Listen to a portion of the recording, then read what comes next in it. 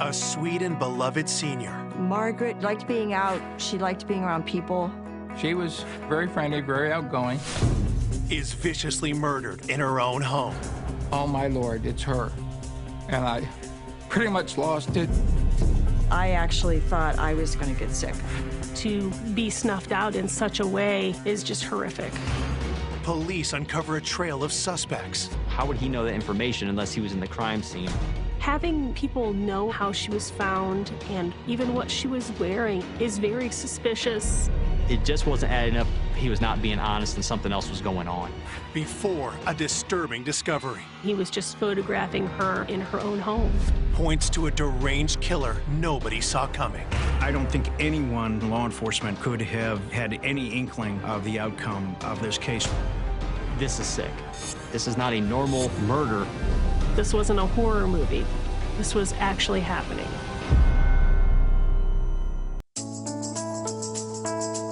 Wadsworth, Ohio, a haven for families just outside Akron. Wadsworth, a very quiet town. It's very community-oriented. It's a great family community. It's very common for people not even to lock their doors because there's never a lot of crime that occurs right around in there. On a Monday morning, April 9th, 2018, the peace is interrupted when police receive a call from a worried citizen. Watcher Police. Yes, this is Howard Leisure. My aunt lives on Portage Street. A friend of ours stopped over there yesterday to check on her, and she was nowhere to be found. Okay. He says papers were on the porch for the last 3 days. What's her name? Margaret Douglas. Initially, the police department was contacted about Margaret being missing from her home. We don't know where she's at. She's 98 years old. Did she live there by herself? She lives there by herself, yeah. And she never locks her house. So our initial response was to look for Margaret to see if she had fallen inside her home and needed help. Patrol officers walked through it, yelling for her to see if she would answer. We continued to canvass the neighborhood, and we did not locate her. If her close friends, she's not with them, something's wrong. We contacted area hospitals and looked in any possible place that she could be. Margaret was just basically missing. That evening, Howard and his wife, Cindy, head to Margaret's home to help police with the search. They asked if we could come down and meet them at the house. Howard and Cindy started to look for some items common for Margaret to have taken with her when she left. There were specific shoes that she would wear. They were looking for a little red wallet that she carried her money and her credit cards in when she left the home. So Howard went to look in that front closet. The clothes had dropped or slipped down that was piled in the top of the closet. He said, "Oh, I found her shoe." He tried to pull the shoe out. And I touched it, and it felt cold and clammy.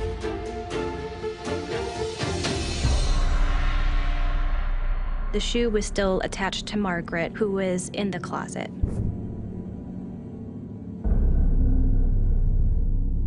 And I thought, oh my Lord, it's her. And I pretty much lost it. Something I'll never forget, I'm sorry. But to find her like that. It was a terrible shock, especially for her nephew, Howard, and I just remember the look on his face. I actually thought I was going to get sick. I think we were just so appalled and shocked that someone would kill her. What motive could there be to kill a 98-year-old woman? What could she have done to anybody that would have resulted in that? Margaret's home is declared a crime scene, and homicide detectives arrive. Margaret was positioned with her head down in the corner and her backside kind of up in the air. Her underpants were torn inside the closet there. Her nightgown was all unsnapped, and her bra was pulled up. I immediately thought that there was a sexual element to the crime. There was a lot of trauma to Margaret's neck region. Somebody was able to strangle her, and my assumption was manually due to the lack of any ligature marks. Looking at the condition of Margaret's body, rigor came and gone. You could look at the different lividity and the pulling of the blood inside the body to see it appeared she had been there for a few days. As the forensics team gathers DNA and fingerprints, detectives search the house for further evidence. Her wallet was not located, so that gave us an indication that maybe this was a burglary and they had made off with just the wallet. Margaret didn't always lock her doors, so we weren't surprised when we didn't find forced entry into her home. Investigators find their first clue outside the home. I observed a plastic food service glove on the back side of the house and collected the glove just in case that it was involved. There was not a lot of physical evidence at the crime scene. Besides the glove, the missing wallet was something, but nothing that would direct us in a certain way. Who would attack and kill a 98-year-old woman in her own home? As they set out for answers, detectives turn to Howard and Cindy to learn more about Margaret. The best thing to do is to get to know your victim as best you can. Born in Akron, Ohio in 1919, Margaret was known as a woman of strong character with a fiercely independent streak. She knew what she wanted, and she wasn't afraid to go after what she wanted to get. Margaret often told us about her days working at the O'Neill's in downtown Akron. She liked being out, she liked being around people. She was very friendly, very outgoing. Margaret had very strong opinions, and she was certainly not afraid to tell you what her opinion was. She was a pretty independent woman, let's put it that way. After World War II, Margaret married the love of her life, Army veteran Donald Douglas. If I saw Margaret, I saw Donald, her husband. They were made for each other. They just complemented each other. The couple moved into the house that Margaret would live in for the rest of her life. I think Margaret might have lived in that neighborhood close to 70 years. It was Margaret and Donald's choice not to have any children, and they seemed extremely happy together. They liked to travel together. They went to ball games. They enjoyed going to the Indians game. When Donald passed away in the year 2000, Margaret chose to remain in her house, surrounded by friends and caring neighbors. Margaret was a pretty good friend with the neighbors, David and his wife. There was another neighbor across the street. Her name was Jan. They just sort of kept an eye on Margaret. She knew all the kids in the neighborhood, but as she got older, she's got more restricted to the house. And that's when me and my wife stepped in at that point and started taking her shopping and doing things for her as needed. Margaret loved the fact that she was 98 years old, and she wanted to be 100. She truly loved life.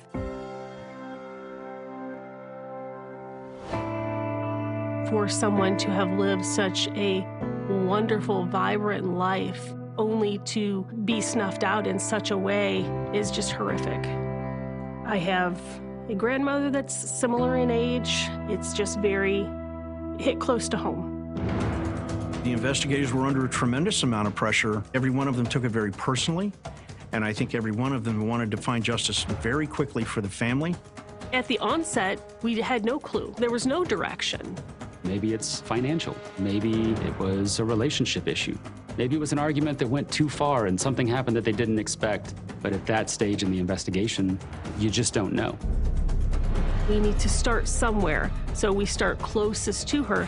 So that would include looking at Howard and Cindy. We definitely leave everyone on the list until we can exclusively rule them out and have that be a certainty and not just a feeling.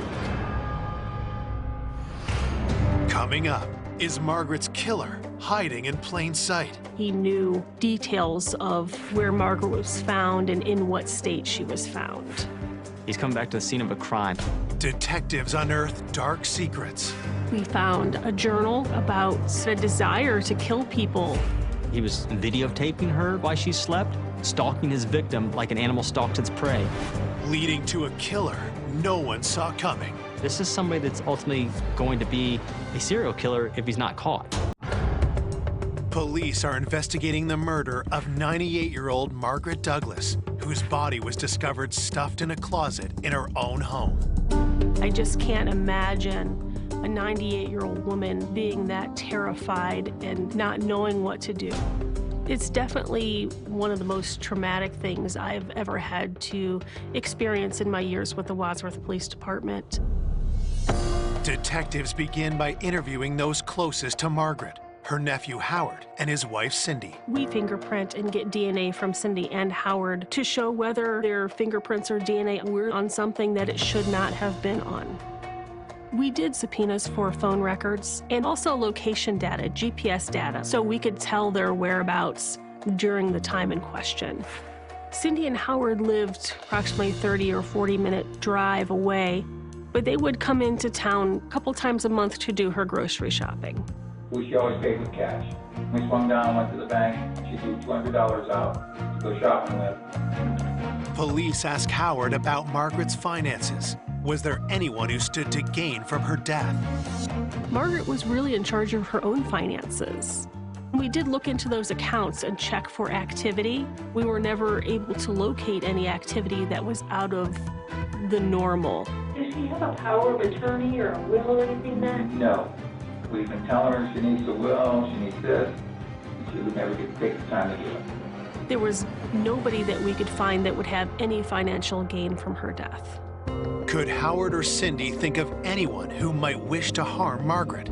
Any problems with her? Did she want to argue with people or anything like that? Nothing? No, sweet old lady. And nobody else, she didn't, have any problems with anybody that... Not that I know of. She was... Margaret bothered me. That's why it's so just horrible.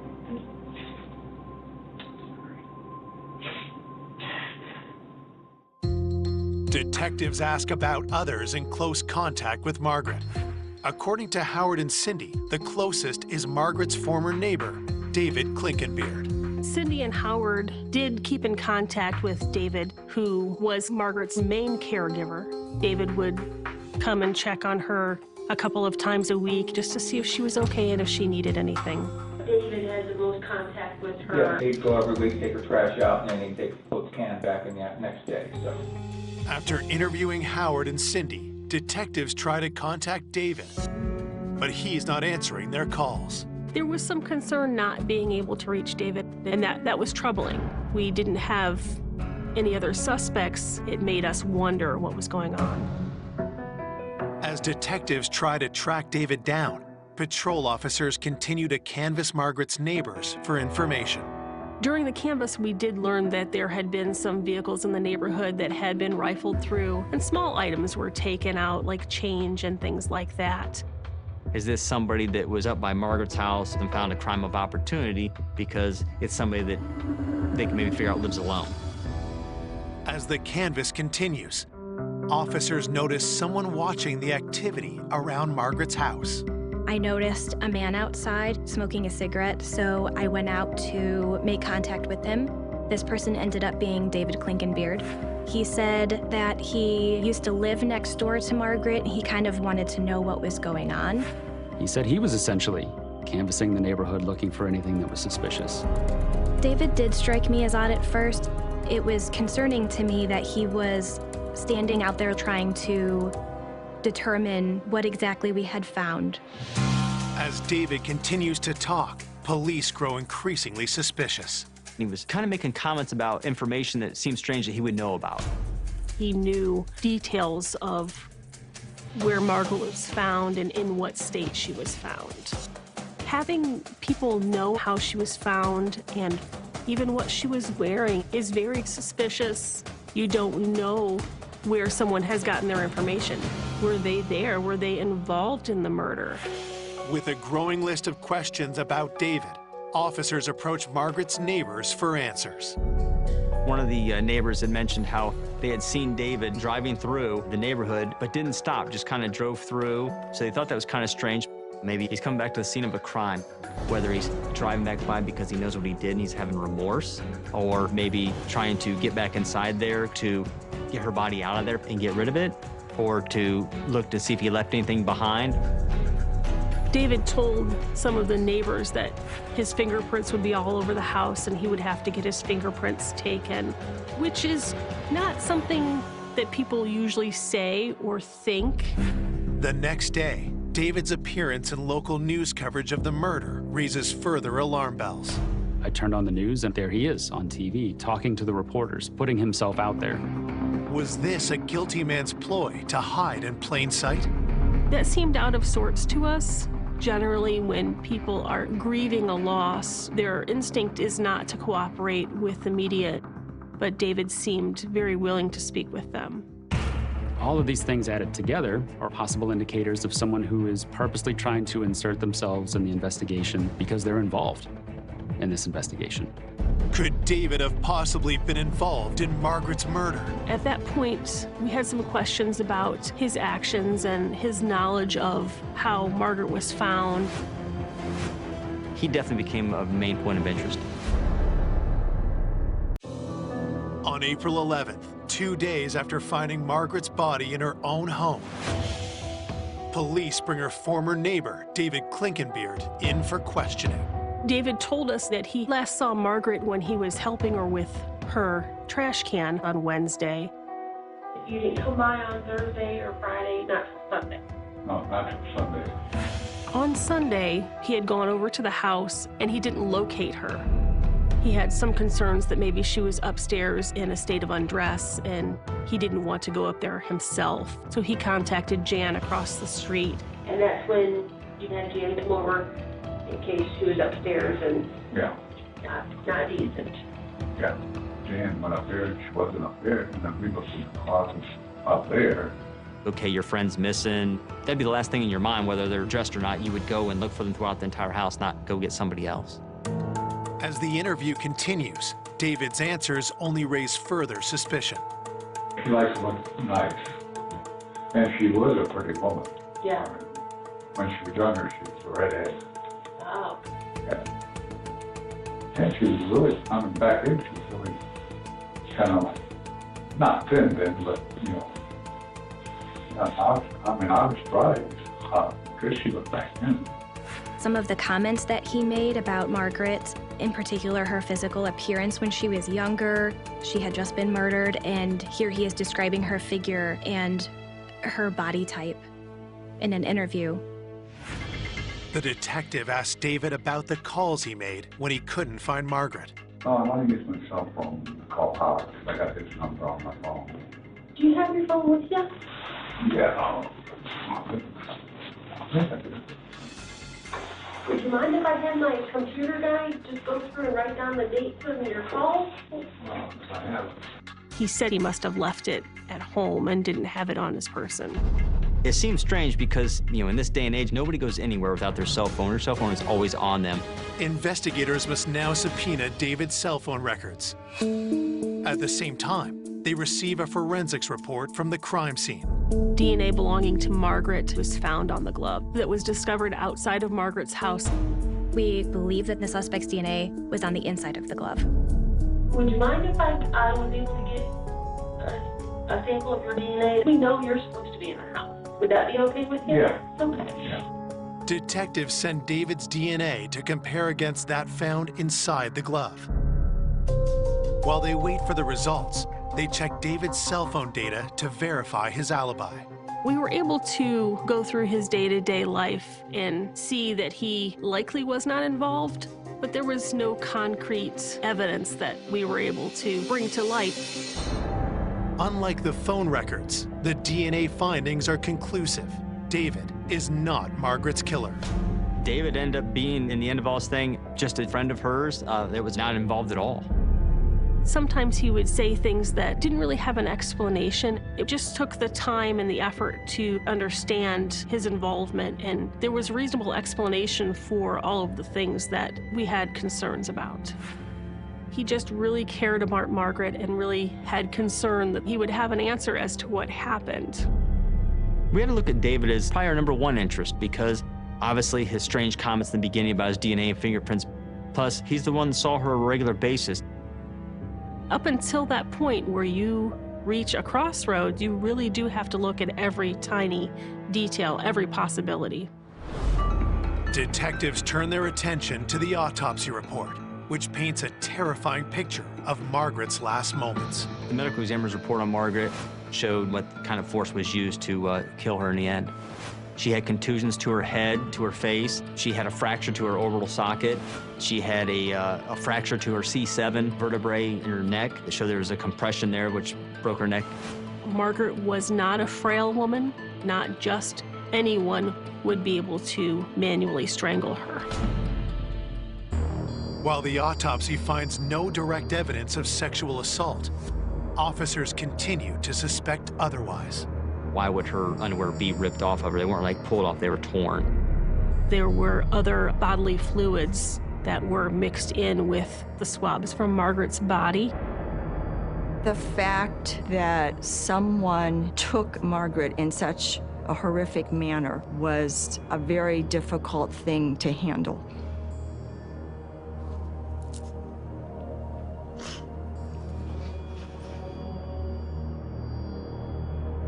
As homicide detectives regroup to search for new leads, patrol officers alert them to an unusual crime reported in the early morning hours of April 8th, the day before Margaret's body is discovered. There was a report of a carjacking very near the scene of Margaret Douglas's home. In a community like Wadsworth, we don't have carjackings. That's not a normal call for us. They happened in such time close to one another that we had to wonder if they were related. The carjacking victim is a local man named Paul Shaylott. Paul had reported he was driving along and he happened to notice a 19, 20-year-old man limping, like having trouble walking up the street.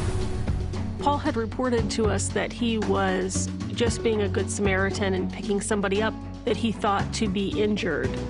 So as he went out to help him, he said the gentleman just slid into the driver's seat and then locked the doors, wouldn't let him in, and took off with his car. Officers grow suspicious when they quickly locate Paul's car near the site of the carjacking. The car was found very quickly, and it was found right there in the same area it was taken. Literally, like, not even a block away from where he had picked this gentleman up, supposedly, and lost his car.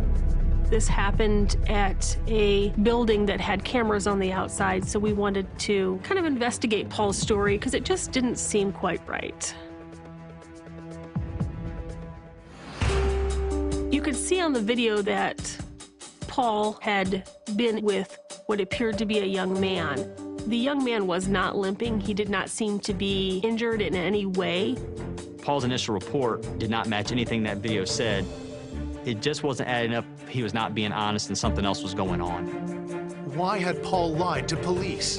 And who was the young man seen in security footage? Had one of them gone on to do something unthinkable? We had the carjacking, and then we had Margaret's disappearance. It just started making me think a little bit, could this be the guy that could be involved?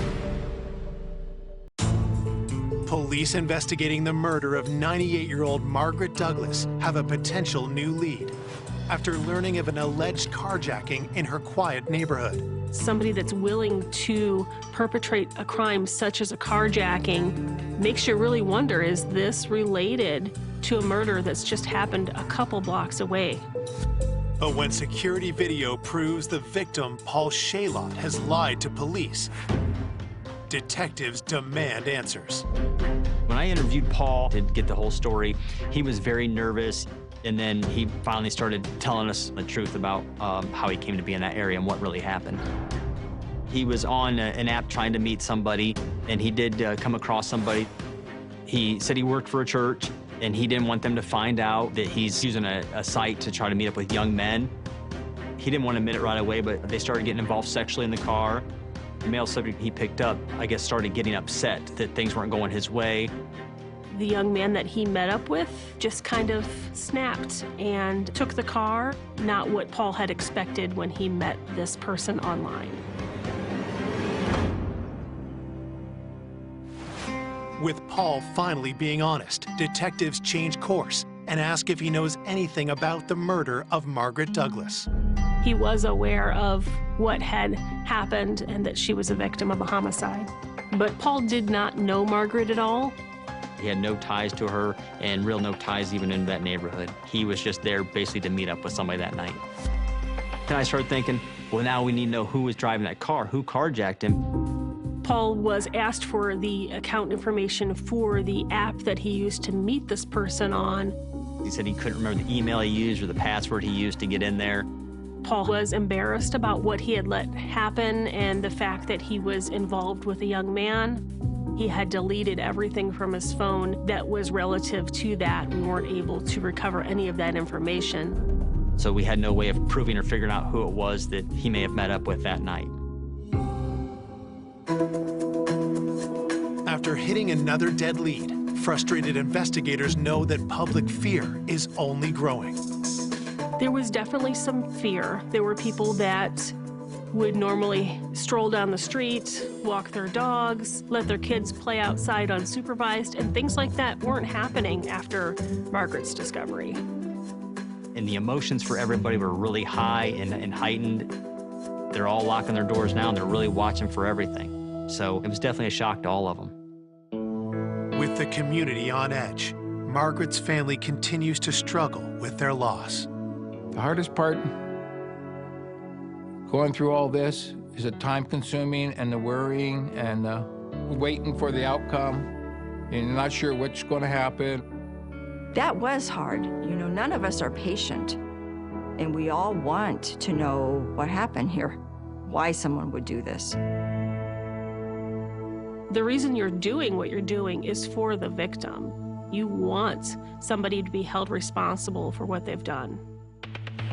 Believing that the carjacker may be a serial criminal, police take a closer look at the petty crimes reported around Margaret's neighborhood.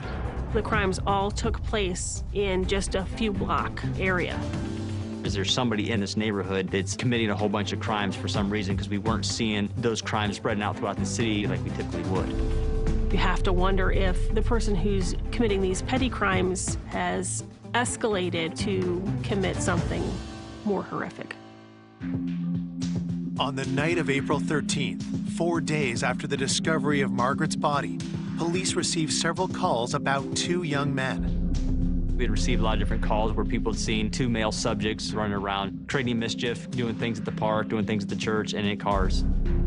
A couple of young males were taking some type of device that had wheels on the bottom and hanging out in one of the parking lots.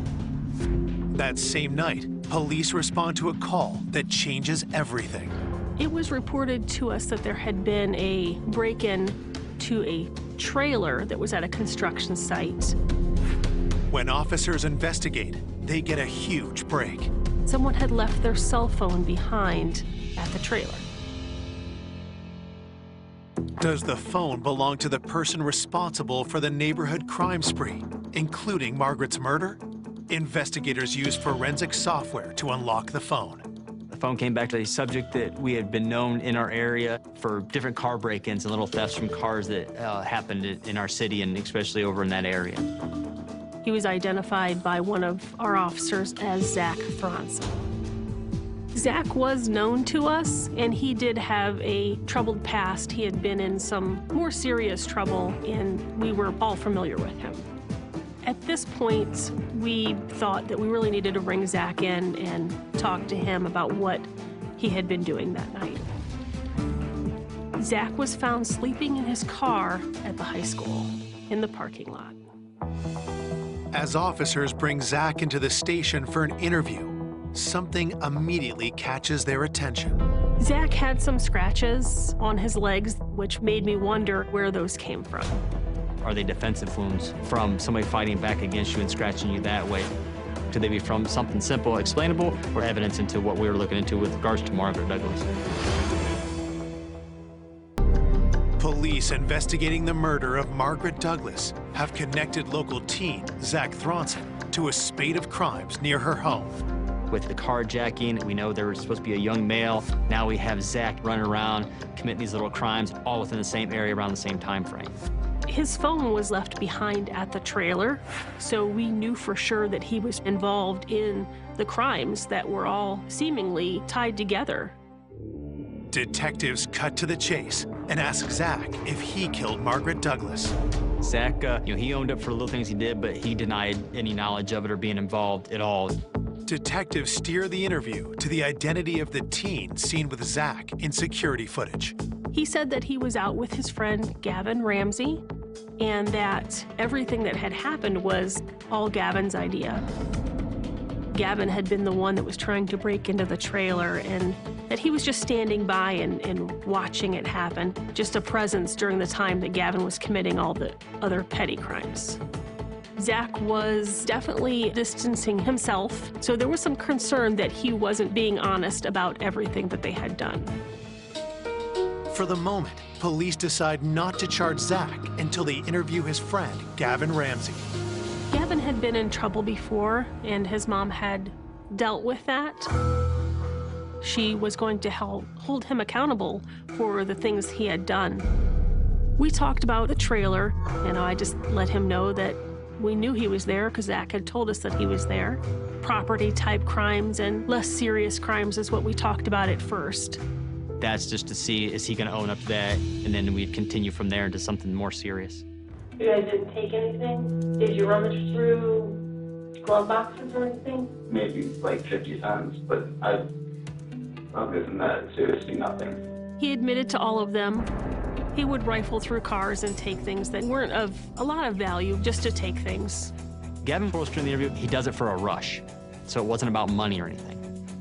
I think the reason that he was so willing to admit to these lesser offenses is to kind of distance himself and clear his name from anything else I might want to talk to him about. Now, detectives turn their questions to more serious crimes. We had a carjacking. Oh my God. And the suspect is a young white male with a nice complexion and blue eyes.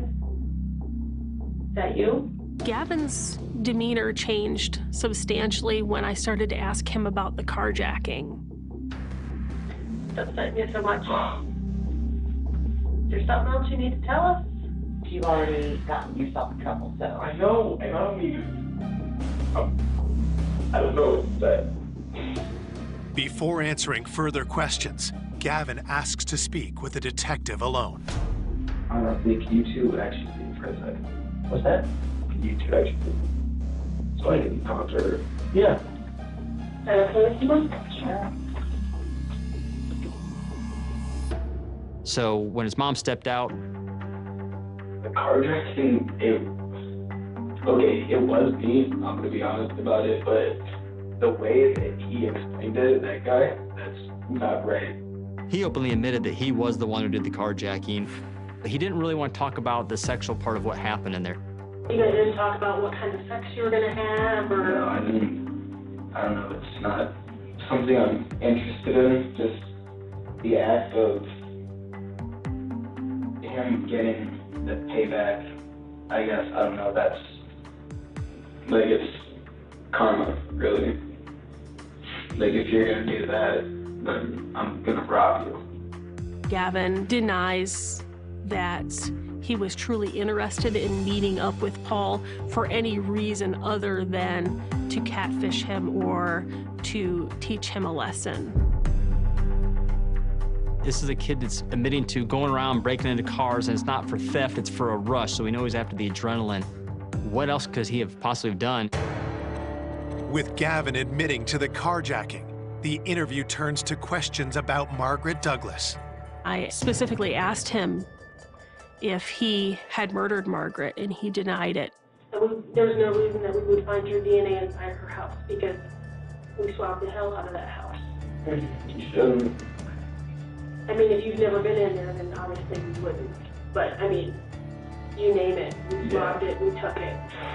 I'm sure you know we were there all night. Yeah. He was hiding something. There was more to be said. I didn't feel that this avenue had been exhausted with him. This was something that we probably needed to revisit, maybe from another direction. For now, detectives allow Gavin to leave with his mother. At this point, we have nothing other than the petty crimes, which are handled through juvenile court, so we wouldn't actually take him into custody to hold him. But they have one request for Gavin's mother. I let her know that we had concerns and that I would like to look at his phone. I was expecting to find information about how maybe Gavin was victimized. Instead, what officers find on Gavin's phone changes everything. Officer Cooper discovered Google-type searches, murder in Wadsworth, Margaret Douglas investigation, Wadsworth PD reports on homicide investigation. Then, detectives find something they never would have imagined. There were actually photos and videos of Margaret Douglas.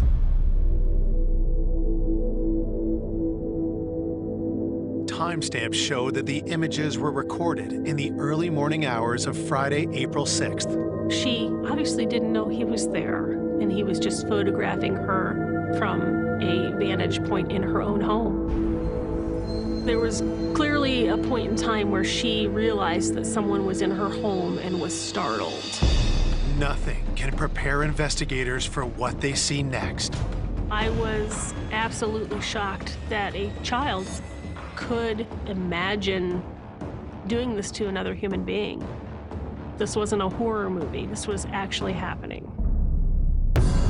Detectives investigating the murder of 98-year-old Margaret Douglas have found disturbing evidence on a phone belonging to 17-year-old Gavin Ramsey. The first thought in my mind was, he knows we're going to discover this. And I could just imagine him fleeing. Police moved quickly to take Gavin into custody. Once we picked him up, I briefly told his mom that we had discovered evidence on his phone and that we were going to take him back to the police department.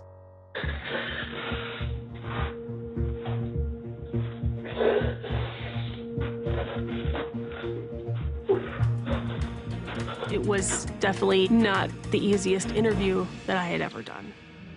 I came up onto the porch, and I didn't even know what I was going to do. I don't know, I felt like going into the house is like the biggest adrenaline rush I could get. So then I tried the doorknob, and that just happened to be unlocked.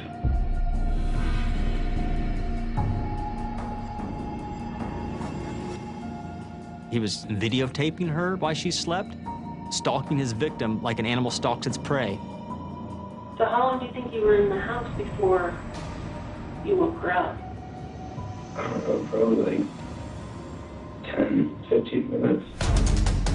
You could see in some of the photos the obvious horror on her face as to what was happening.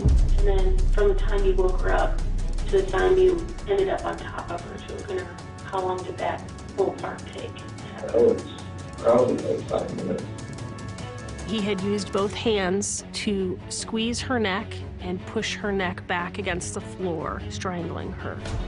He said that once he realized the gravity of what he was doing, it was too late, that she was already gone. For officers, the most disturbing questions involve what Gavin did after killing Margaret. When I saw him, it was just like, this is sick. This is not a normal murder. The sexual nature of his actions was kind of a topic that he was not willing to talk about. He degraded her by using her for sexual things and videotaping and taking pictures. He'd actually been in there with her for a while. And then I checked my phone, and it said it was like 4 something, and I knew my mom had to get up at 5 for work. So he takes the body, finds the closet, because he has to get home. He throws in there to hide her because I don't want anybody to find her. I don't want anybody to know it's me. But was Margaret simply a random victim of Gavin's need for a rush? Or had he known her better than he'd initially let on? Gavin lived very close to Margaret Douglas, right around the corner from her house. Gavin had actually been to her house before, asking her about maybe cutting her grass, raking leaves, or even, shoveling snow. He was out looking for little odd jobs around the neighborhood. The thought in the back of my mind was that Gavin had observed Margaret regularly and actually thought about the things that he would like to do and that she would make a good victim. Police arrest Gavin Ramsey for the murder of Margaret Douglas and get a search warrant for his bedroom. We found gloves, matching the same style and type of glove that was found at the scene. In one of his drawers, I discovered Margaret's red wallet. Detectives then make an even more disturbing find. We also found a journal that had some writings about fantasies about murder. He had written almost like a book report on different serial killers. After reading those, there was no doubt in my mind that Gavin would kill again if he had the opportunity. This is something that he enjoys, that he finds pleasure in. This is somebody that's ultimately going to be a serial killer if he's not caught. Because of the heinous nature of the crime, the juvenile penal system is not equipped to deal with an individual such as Gavin Ramsey. Gavin was ultimately charged as an adult with aggravated murder, 2 other counts of murder, burglary, and abuse of a corpse. We requested that Mr. Ramsey receive the harshest penalty that the law would allow. Found guilty on all charges, Gavin is sentenced to life in prison without parole for the murder of Margaret Douglas. When I watched Gavin Ramsey at the sentencing, I still felt in my mind that he doesn't understand the gravity of what he's done. There's still no remorse there. You would like to think that the world is full of people like you and I, and don't want to think that of such a young person able to act out something that you would only see in a horror movie. I was shocked to find out that it was a young person who was still in high school that would do something like this. To murder somebody who's 98 years old, to think you could shove a body in that closet. That part, I just can't even.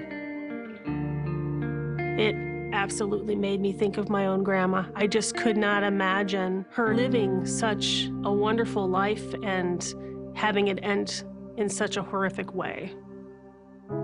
Despite the horror of Margaret's death, her family honors her memory by thinking of her remarkable life.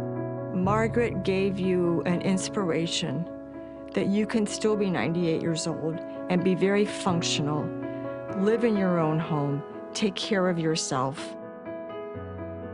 She, to me, was just an inspiration. She led a full life and could have been longer. Margaret would want to be remembered as the person who took care of herself, cared about those around her, and was willing to do what she needed to do. My aunt was Margaret Douglas. Her beauty. She was an incredible human being and a great mother. Is found murdered in a farmer's field. There was numerous blunt force trauma injuries. Cuts, lacerations, bruising throughout her body. This poor woman was brutally attacked and murdered. As detectives hunt the killer, they unearth dark secrets. All the information kept leading us to think that he was trying to find a way out of this relationship. He would throw stuff, break stuff. He was really controlling, he was really manipulative. They had an argument, something happened, it went too far. Then, new revelations turn the case on its head. In the video, there is a male party following her into the darkness. I had absolutely nothing to do with. What did you have nothing to do with? And points to a predator no one saw coming. It was definitely a very big twist. When the news came out, he made me sick when I saw him. He looked like a relatively small, close-knit community where a lot of people know each other. Obviously, our claim to fame is having the Green Bay Packers in town here. So during football season, pretty much everything centers around that. It's 100% a place that you would want to raise a family. The crime rate in the Green Bay area is generally very low, especially when it comes to violent crime. On a warm May afternoon in 2016, nearby Brown County Sheriff's Office gets a troubling 911 call from a local farmer. Brown County 911, what's your emergency? Oh, God. We just found a human body. Is it a male or a female? It's got long hair, but I didn't go near it. I'm about at the top of a hill just looking down on it. The 911 call was from farmers working in a field, and they located a body. Investigators raced to the farmer's field on the outskirts of Green Bay.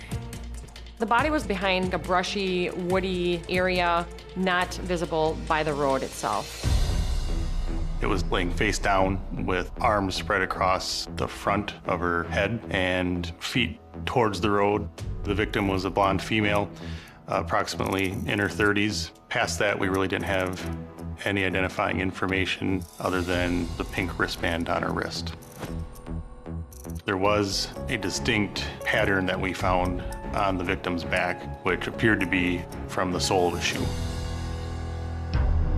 It wasn't until the body was turned that all the injuries were located. The extent of injuries that she suffered were pretty horrific. There was trauma to her neck that would indicate possible strangulation, in addition to lacerations, bruising throughout her body. Her fingernails were damaged, indicative of defensive wounds. That tells us that she was fighting for her life. There were nail clippings taken for the potential of any DNA from the suspect underneath her fingernails. We were looking for anything that could be used as a weapon. However, the search of the area didn't reveal anything. After questioning the farmer and clearing him of any suspicion, investigators try to determine how the victim ended up in his field. The area was searched thoroughly for any clothing that may have been left behind, any other tracks, footprints. There were a set of tire tracks that went from the driveway to where the victim's body was found and then circled back towards the driveway. The farmers work in the field were using a skidster and a four-wheeler, and they definitely didn't match those pieces of equipment. We definitely felt like this was likely the suspect vehicle that was used to transport the body there. As detectives continue to process the crime scene, the local sheriff's office receives another call. Brown County Public Safety, this is Therese. How do I go about, with missing person? Okay, and who's missing? My girlfriend. What's her name? Nicole Vanderheiden. Our dispatch center received a phone call from a party named Doug Dietrich reporting that he did not know where his girlfriend was. And the last he had seen or heard from her was the night before. We felt very strongly that the missing person report was going to involve the victim we had in the field. Officers from the crime scene are dispatched to interview the caller, 34-year-old Doug Dietrich, who lived with his girlfriend, Nicole Vanderheiden. Is Doug here? Hello. Hi. I'm here for a missing persons report. As allowed by Wisconsin law, officers secretly film the conversation. It was important to record the interview with Doug. Based on the victim in the field, it's always in the back of our mind that this could be some kind of domestic violence issue that happened. Doug looked completely hungover. He had really dark circles under his eyes. He looked like he hadn't slept in days. I asked him why he's making this missing persons report. Nobody's seen or heard from her since last night, but I'd say midnight, yeah. Okay. Doug indicated that he and Nikki joined a group of friends out at a local establishment to participate in watching a live band. Doug provides a telling detail when asked what Nikki was wearing. She would have had a bracelet on. Okay. It was a pink bracelet for the 21 verification. There was a wristband that the victim was wearing. So based on that information, we were quite certain that it was Nikki that we were with in the field. As police work to confirm that the victim in the field is 31-year-old mother of three, Nicole Vanderheiden, they learn more about her background. Nikki was born in Manitowoc, Wisconsin. Then she went to high school here. She was the most amazing, inspiring, beautiful, happy woman I have ever met in my life. She always enjoyed being around family. After high school, Nikki attended the University of Wisconsin-Green Bay, graduating in 2010. Nikki's background included a double major in science and education. From that, she was a substitute school teacher. Nikki was one of the hardest workers I've known. She always had 2 jobs as a substitute teacher and waitressing. Outside of work, Nikki was dedicated to fitness. She definitely took care of herself, and she worked out a lot. Everybody wanted to be around her and her energy and her beauty. We always complimented how beautiful she was, and she was inside and out. In 2005, Nikki got married and had 2 children, but the marriage ended in 2012. Nikki was definitely a hands-on mom. I think it made her proud to be able to do that, because being a single mother is not easy. Then, in 2015, Nikki met Doug Dietrich. Nikki and Doug had a spark. They moved very quickly and got pregnant, and she was so excited to become a mother of 3 beautiful children. Nikki and Doug were still learning to live with one another. It was definitely a life changer. As Nikki's boyfriend, Doug is a leading suspect in her murder. He is brought to the sheriff's office for a formal interview and informed that the body police have found is most likely Nikki. This body that was found down the street, there's a lot of similarities. Doug was crying, emotional, in a state of shock. With Nikki identified as the victim, detectives asked Doug to recount the events leading up to the last time he saw her alive. Doug reported that they had been out at a concert at the Watering Hole, which is a bar in a suburb of Green Bay. As the night progressed, they had been consuming alcohol, and Doug had ran into some friends from high school that he had not seen in a while. And he confirmed that Nikki was mad because she saw Doug talking to another female at the Watering Hole, and this basically set her off. From there, they got separated. He stayed at the Watering Hole with his friend Greg, and Nikki went with their friend group to the Sardine Can, which is downtown Green Bay. Doug had last actually seen Nikki around 11:30 when she departed from the Watering Hole to the Sardine Can. At some point, Nikki did get a hold of Doug on the phone. What did she say? Who are you talking to? She was hysterical, drunk, and irrational, not making any sense. Detectives ask if they can search Doug's phone for any texts he'd exchanged with Nikki. Nikki was definitely angry texting Doug. She made mention of what bitch are you talking to? She was accusing him of cheating, telling him that he was abusive. It was actually a really big red flag for me. Had Doug and Nikki's argument escalated into violence later that night? It started to kind of click with everybody that they had an argument, something happened, it went too far, and Doug may be involved. Coming up, detectives learn more about the night of the murder. When we look at the video footage, you can see a male follower out of the gate. We are trying to figure out what exactly happened a short distance away out of camera view. She's not wanting to have anything to do with him and starts turning into an argument and becomes a little bit physical. And uncover surprising new suspects. I'm going to tell you that your timeline seems so abundantly rehearsed. The time, to be honest with us, is right now. Before a stunning twist throws the case into turmoil. The true killer came completely out of left field. The Google dashboard data showed him at every single crime scene that we had. I was very concerned who this could be. Who did this to our beloved Nikki?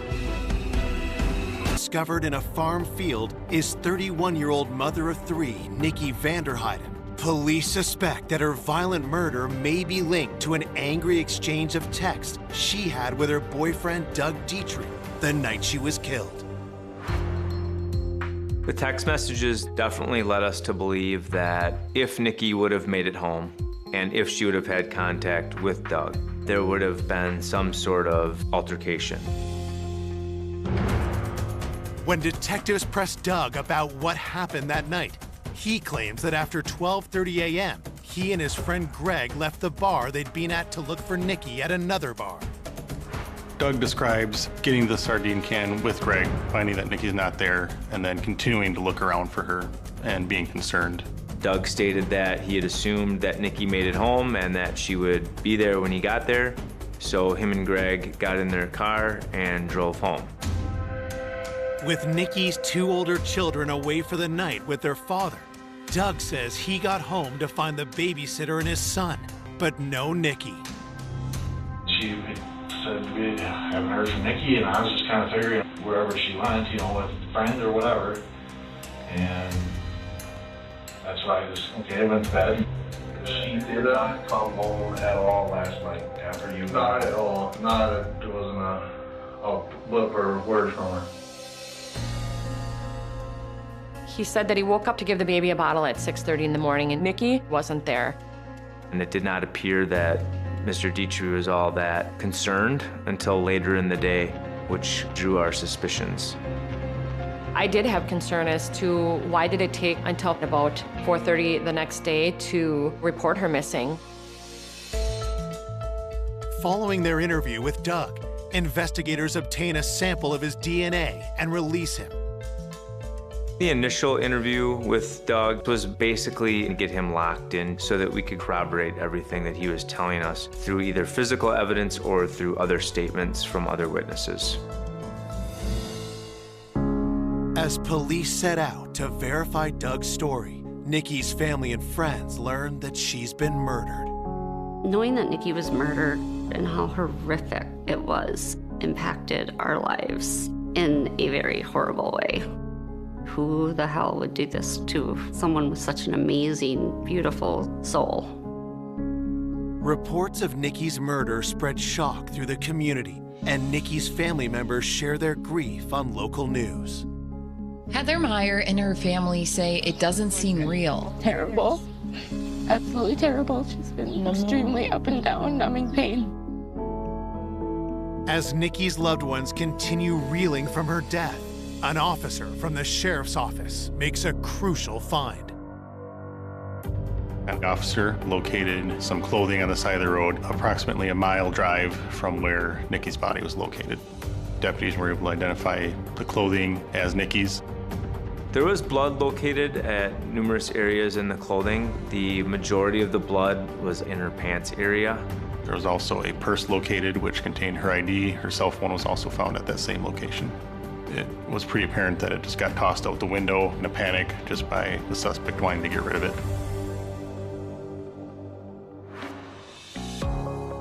As they submit Nikki's items to the lab for testing, detectives receive her autopsy report. The primary injuries were the strangulation and trauma to the head.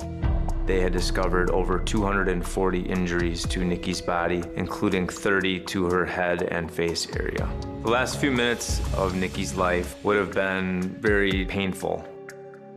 There were injuries to her genitalia, which could be indicative of a sexual assault.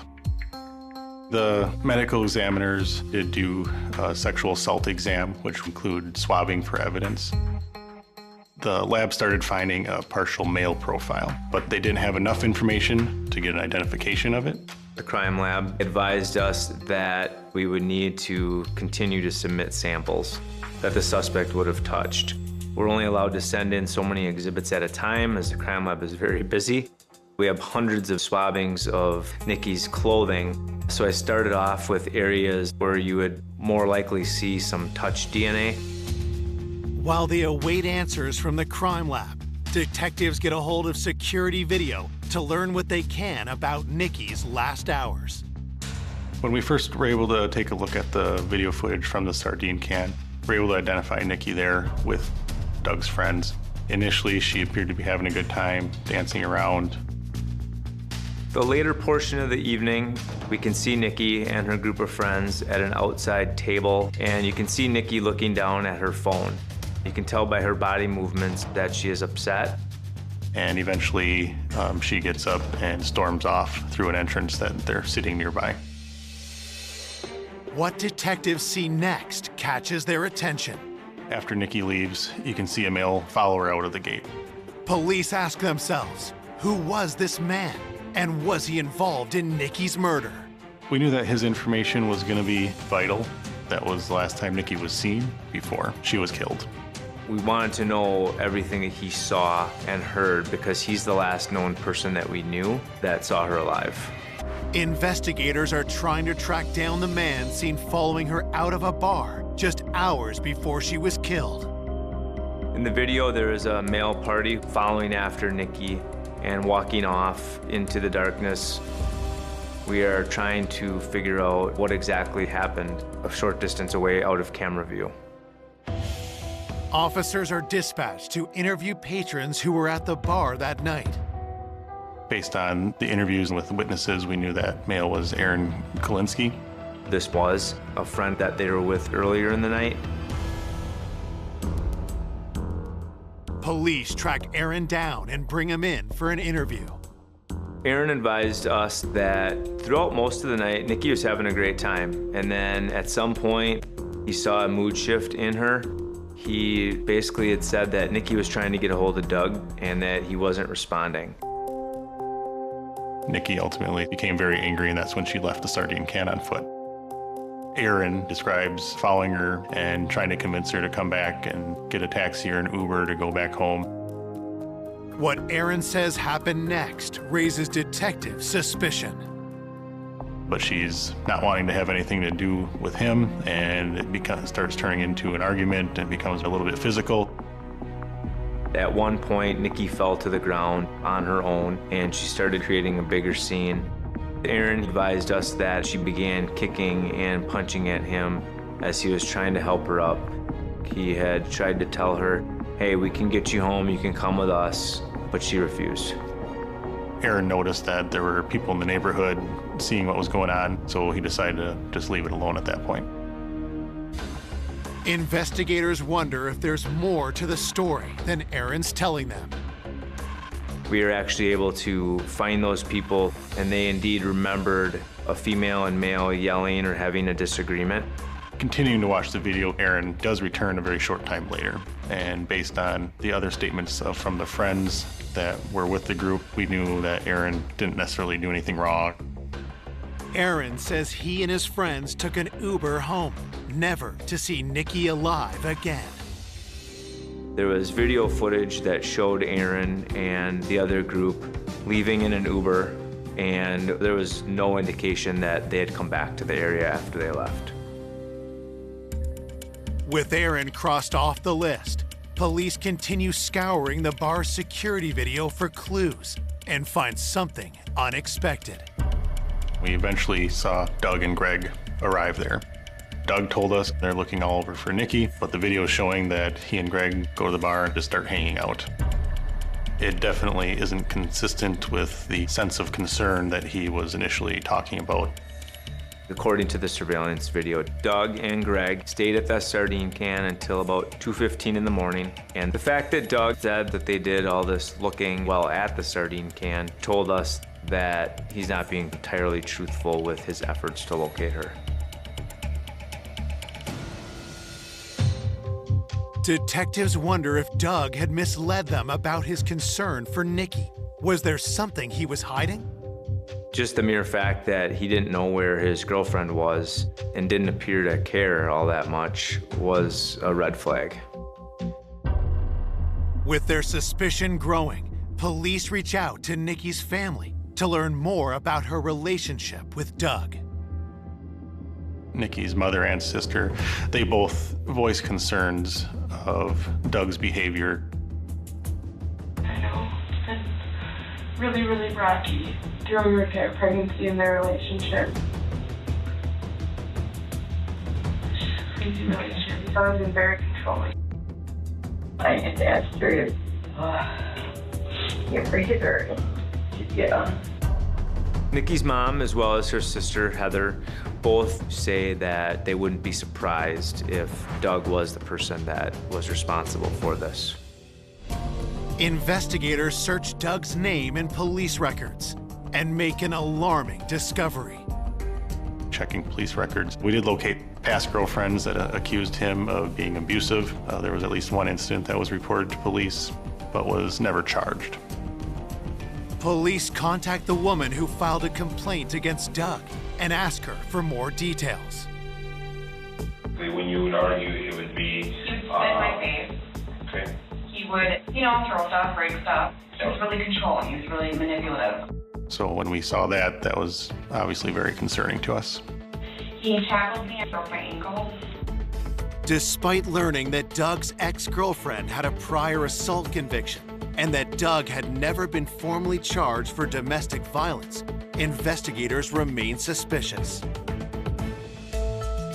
At this point, we had the information that showed there could be the pattern of this abusive, aggressive behavior. And we know that Doug and Nicole had a volatile relationship, which would lead us to believe that there would be some sort of confrontation that night. Police obtain a warrant to search Doug and Nicole's home. During the search at Doug and Nikki's house, there were several things of concern that were located. There was blood on the floor in the garage. There was blood and dirt found in Nikki's vehicle. There was also a set of Nike Air Jordan shoes that had a herringbone pattern on them, which was similar to what was on Nikki's back. There was also some red marks on the surface, appeared to be blood on the bottom of those shoes. While conducting the search, Doug's neighbors from across the street approached police with a startling new discovery. While mowing their lawn, they noticed a blood spot on the curb line of their property, and also they hit a cord of some type with their lawnmower. We did find a large quantity of what appeared to be dried blood, as well as 2 pieces of electrical phone charging cord. There was also some clumps of blonde hair. The blood on those items and the blood found in the road were positively identified as Nikki's. It was pretty apparent to us that that's where the altercation took place. That's where she was likely killed. When that crime scene in front of the house was located, that gave us a theory of what happened, and it continued to point us towards Doug as the suspect. Hayden was likely murdered on the street in front of the home she shared with Doug Dietrich. Investigators are weighing a growing body of evidence against Doug. This evidence that we found is kind of emboldening what we had initially thought, that Nikki got home, an argument ensued between her and Doug, and this incident took place in the street, and somehow some of that evidence would have gotten transformed into the garage and then into Nikki's vehicle. Looking at the totality of the circumstances, we decided there was probable cause to arrest Doug at that point. Okay. Right now I'm going to be taking you into custody, be handcuffing you. I'll explain all that to you in a bit, and transporting you down to the sheriff's department. Okay? Okay. Be cooperative with me. All right. With Doug in custody, detectives work to solidify their case against him. When we did the search of Nikki's car and found the blood and the dirt in the car, it was initially thought that that may have been the vehicle that was used to take Nikki to the field where she was located. One of the things that we learned was that she had a progressive snapshot device in her vehicle, which is used for driving behavior, insurance rates. But we figured that this could help us show location from the night she was murdered. Once we got those records back, it was found that her vehicle did not move the night of her murder.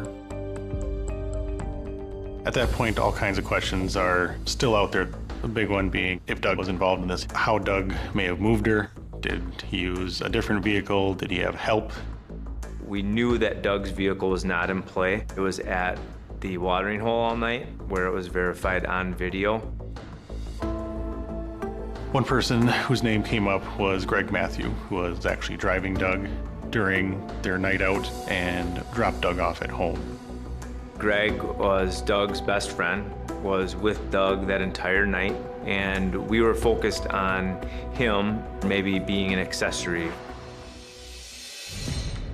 Investigators bring Greg to the sheriff's office and ask him about the night of the murder. Greg was very exact about timelines of phone calls and what they did that night. 12:15, got in my car, and Nikki was calling him, you know, yelling at him, telling him she's leaving. By the time we get back to the sardine can, all of our friends left.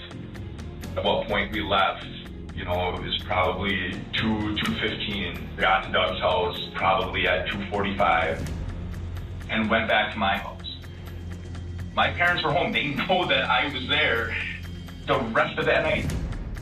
Greg's timeline was very consistent with Doug's, which was suspicious in nature that you usually aren't going to have your times down that pat. I'm going to tell you that your timeline seems so abundantly rehearsed, so that the time to be honest with us is right now. We pressed Greg very hard, hoping that we would find some sort of inconsistencies in his story or get him to crack and finally turn on Doug. Honestly, I had absolutely nothing to do with what? What did you have nothing to do with? Anything to do with What did you have nothing to do with? So I would like to leave. After becoming upset with some questions, he did leave while investigators were still sitting at the interview table talking to him. Investigators asked Greg's parents to confirm his alibi of coming straight home from Doug's shortly after 2:45 a.m. Greg's parents told us they were only going off of what he told them. They didn't physically see him or have any firsthand knowledge. While detectives keep Greg on the board as a potential accomplice to Doug, they receive DNA test results from the crime scene. There was little to no sign of Doug's DNA anywhere on Nicole's body or clothing. Doug's DNA profile is not matching up with an unknown male DNA profile that we're finding on those items. Test results on other evidence bring even more disappointing news for investigators. It turns out the blood on the floor of the garage was likely from a turkey that Doug had killed while hunting. The blood in Nikki's car was from one of her other children, and it was not Nikki's. What we thought was blood on the bottom of the shoe tested inconclusive for blood. So all those things that we thought we believed to be Nikki's blood turned out not to be. We also got location data from Doug and Greg's cell phones that corroborated their account of where they were that night, down to the times they left the bar, the route they took home, then when they got back to Doug's house, and from there. With no concrete evidence linking Doug to Nikki's murder, authorities release him from jail. Doug's DNA isn't really showing up where we thought it was going to be, and there's still this unknown male profile that really threw a curve at us. Police believe that Nikki was murdered in front of her own home. But if Doug hadn't killed her, who had? I was very concerned who this could be, who this monster could have been that did this to our beloved Nikki. Detectives hunting her killer arrested her boyfriend, Doug Dietrich. But when DNA evidence exonerates Doug, detectives turn their focus to one urgent question. The biggest question we had to answer outside of who did this was, how did she get home? We spent countless hours watching video surveillance of every single known business between Nikki's residence and the sardine can. We had investigators watching highway camera footage, bridge camera footage to see if we could catch either her walking or crossing the river to get to that side of town. We were running out of leads. It was frustrating at times. Still hoping for a DNA match to the killer, investigators continue sending the crime lab samples of Nikki's clothing found at the side of the road. We picked 10 items at a time for testing. We were looking for any items that we believe might contain more of this unknown male's DNA, hoping for a full profile. After sending several batches and not coming up with anything definitive, we ended up sending a batch that included the socks that Nikki was wearing still when her body was found. The crime lab were able to get enough of a profile off of that sock to be able to enter it into the CODIS system. The suspect somehow got some touch DNA on those socks. Entered into the National DNA Database, the profile returns a hit that takes investigators by surprise.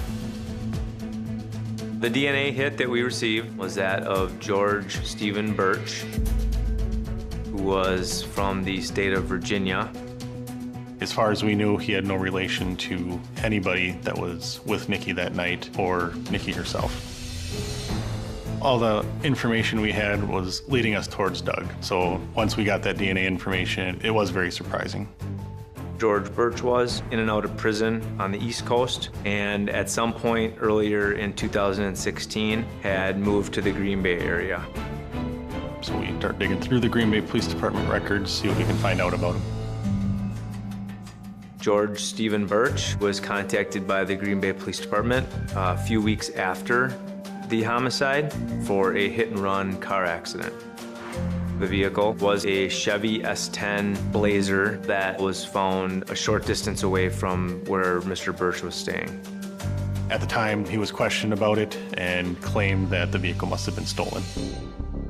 Suspicious about the nature and timing of the supposed theft, investigators see if his Chevy Blazer could have been used to dump Nikki's body. We ended up comparing the specs of a Chevy Blazer and the width of the tire tracks that we found in the field, and we found it to be a very near match. Digging deeper, detectives find even more evidence connecting George to Nikki's last known movements. We knew that he hung out at a bar that was down in that same general area of the sardine can. We were able to identify Birch's Google account and track the location of the cell phone that Google account is associated with.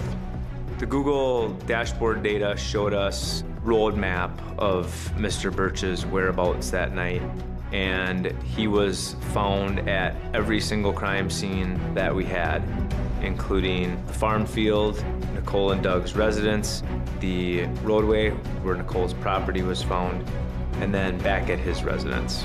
When we got that information, we knew we had our guy at that point. Police track down George Birch and bring him into the sheriff's office. When we had our contact with Mr. Birch, it was obvious that this wasn't his first contact with law enforcement. He's very cool, very calm. The reason you're here is in reference to a homicide investigation into Nicole Vanderheiden. Okay? So, is this something that you want to talk to me about? Sir? What's that? For a lawyer. Okay. Birch didn't provide any details or provide his version of events of anything. We still didn't necessarily have the details on how they met, why they were together. But with DNA and other evidence firmly implicating him, police charged George Birch with Nikki's murder. When the suspect was arrested, it was a result of actual physical evidence, and I felt so much relief that the family would never have doubt as to who did this to Nikki. When the news came out about who did this, he made me sick when I saw him. He looked like a monster. On February 19th, 2018, George Birch goes on trial for the murder of Nikki Vanderheiden. But when he finally takes the stand, what he says leaves the courtroom stunned. At trial, Mr. Birch's explanation for what happened was he met Nikki at the bar. They were getting along, flirting, having a good time, and he ended up bringing her back to her house where she resides with Mr. Dietrich. George said they were having sex in front of Nikki's house in his vehicle, and at some point, someone comes out, hits him over the head with a pistol, and knocks him unconscious. The next thing that I remember was literally waking up on the ground outside the truck. He wakes up and finds Nikki already dead on the ground and someone holding him at gunpoint. At that point, did you know who that individual was? Never seen him before in my life. Do you know who that individual is now? Now I do. Who was it? It was that Dietrich. A convicted felon, George Birch. But at trial, George blindsides everyone by claiming that Doug Dietrich was the one responsible for Nikki's death. Mr. Birch in the courtroom was very arrogant, very pompous. His demeanor was that of, I'm innocent and Doug did this. Mr. Birch advised us that Doug ordered George to drive the body to the farm field. George said that Doug had ordered him to carry Nikki's body into the field and drop it. George then said that at one point he was able to get into a struggle with Doug, push him away, and get back into the car and take off.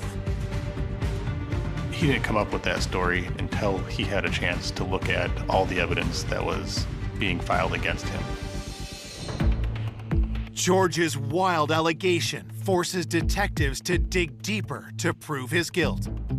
Part of the obstacles in this was disproving that Doug did it and show his movements from that morning and that night. During the investigation, we learned that Nikki had given Doug a Fitbit device as a gift. So we realized that Doug was wearing that Fitbit device during all our contact with him. So we're able to review the information on the Fitbit device when he was home, going to sleep, and waking up again. Based upon all the Google dashboard data that we had from George, we knew at what time he and Nikki arrived back to Doug and Nicole's residence. So we were able to look at Doug's Fitbit to show that at that time that George and Nicole were outside, Doug was sleeping and not, in fact, out murdering his girlfriend and disposing of the body. Back in court, prosecutors used the location tracking evidence to demolish George's story. The act of violence that Doug allegedly did to him did not add up with any of the other evidence that we had. None of us bought George's story in court. We all knew it was a joke and a fairy tale made up. I think Nikki just wanted to get home to her children, and I know she fought for her life that night. Now prosecutors put forth their theory of what really happened that night. What I believe happened is that there was some arguments between Doug and Nikki. I believe that Nikki did leave the sardine can pretty upset and ended up at Richard Cranium's bar, about a half a mile away. She was intoxicated. She was by herself. She was emotional. She is very outgoing, personable person. So she'd be very easy for someone to prey upon. At some point, she meets George Birch. They get to talking. He offers Nikki a ride home. She accepts it. They end up in front of her house. I believe at that point, George thought he was gonna get some action for taking a girl home and didn't expect her to start fighting. And that enraged Mr. Birch. It turns into a sexual assault. At some point, he strangles her with that phone cord that was found. She fell out of the vehicle. He continued to stomp on her back and her head, eventually killing her. And then loading her up in his vehicle, driving her to a field and disposing of her body, and then going home like nothing happened. This poor woman was absolutely brutally attacked and murdered in front of her own home where her baby lay sleeping, and the thought of what he did to her is beyond comprehension. After closing arguments, it didn't take very long at all for them to make a decision. The verdict reads as follows. We, the jury, find the defendant, George Stephen Birch, guilty of first-degree intentional homicide for murdering Nikki Vander Heiden. George Birch is sentenced to life in prison without parole. The true killer in this homicide came completely out of left field. I felt extreme relief for the family that someone was going to answer for this extremely heinous, horrific crime. He's going to prison for the rest of his life. That was music to our ears, but we still knew it wasn't going to bring our Nikki back. Nikki had 3 young children at home, one of which is a newborn. She had her entire life ahead of her and a lot of things to accomplish and a lot of friends and family that miss her. She was an incredible human being, a great mother, and she should be recognized as that. Despite the pain of Nikki's loss, her friends and loved ones are devoted to keeping her memory alive. My children and I, we celebrate her life every